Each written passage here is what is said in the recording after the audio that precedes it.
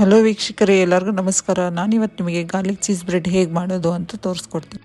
ಮೊದಲಿಗೆ ಒಂದು ಪ್ಯಾನ್ ತೊಗೊಂಡು 1 ಟೇಬಲ್ ಸ್ಪೂನ್ ಆಗೋವಷ್ಟು ಬೆಣ್ಣೆ ಹಾಕ್ಕೋಬೇಕು.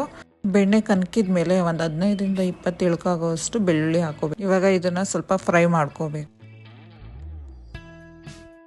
ನೋಡಿ, ಫ್ರೈ ಆಗಿದೆ. ಇವಾಗ ಗ್ಯಾಸ್ ಆಫ್ ಮಾಡಿ ಒಂದು ಮಿಕ್ಸರ್ ತೊಗೊಂಡು ಇವಾಗ ಅದಕ್ಕೆ ಫ್ರೈ ಮಾಡ್ಕೊಂಡಿದ್ವಲ್ಲ ಬೆಳ್ಳುಳ್ಳಿ, ಅದನ್ನೆಲ್ಲ ಹಾಕ್ಕೋಬೇಕು. ಅರ್ಧ ಇಂಚ್ ಆಗೋವಷ್ಟು ಶುಂಠಿ ಹಾಕ್ಕೊತಾ ಇದ್ದೀನಿ. ನಿಮಗೆ ಖಾರ ಬೇಕು ಅಂದರೆ ಒಂದು ಹಸಿರು ಮೆಣಸಿನ್ಕಾಯಿ ಹಾಕ್ಕೊಳ್ಳಿ. ಇದನ್ನು ಗ್ರೈಂಡ್ ಮಾಡ್ಕೊಳ್ಳಿ.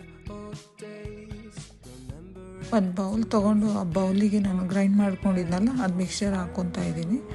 ಅದ್ರ ಜೊತೆಗೆ 2 ಸ್ಪೂನ್ ಆಗೋವಷ್ಟು ಬೆಣ್ಣೆ ಹಾಕ್ಕೊತಾ ಇದ್ದೀನಿ.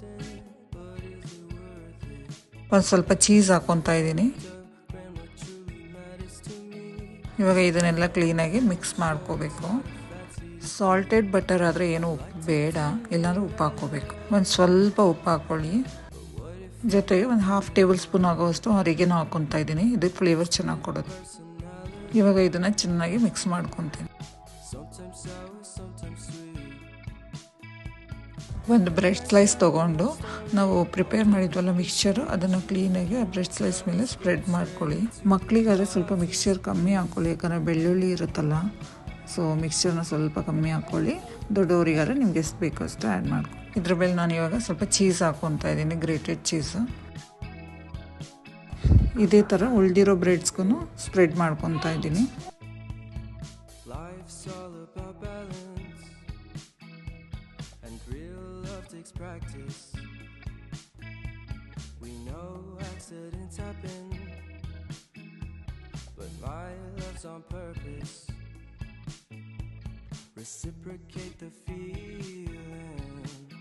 ಪ್ಯಾನು ಬಿಸಿಯಾಗಿದೆ. ಇವಾಗ ಇದಕ್ಕೆ 1 ಟೇಬಲ್ ಸ್ಪೂನ್ ಆಗುವಷ್ಟು ಬೆಣ್ಣೆ ಹಾಕ್ಕೊತಾ ಇದ್ದೀನಿ. ಬೆಣ್ಣೆ ಹಾಕ್ಕೊಂಡದ್ದು ಬ್ರೆಡ್ ಸ್ಲೈಸ್ ಪ್ರಿಪೇರ್ ಮಾಡಿದ್ವಲ್ಲ ಅದನ್ನು ಇಟ್ಬಿಟ್ಟು ಮೇಲೆ ಸ್ವಲ್ಪ ಚಿಲ್ಲಿ ಫ್ಲೇಕ್ಸ್ ಹಾಕ್ಕೊತಾ ಇದ್ದೀನಿ.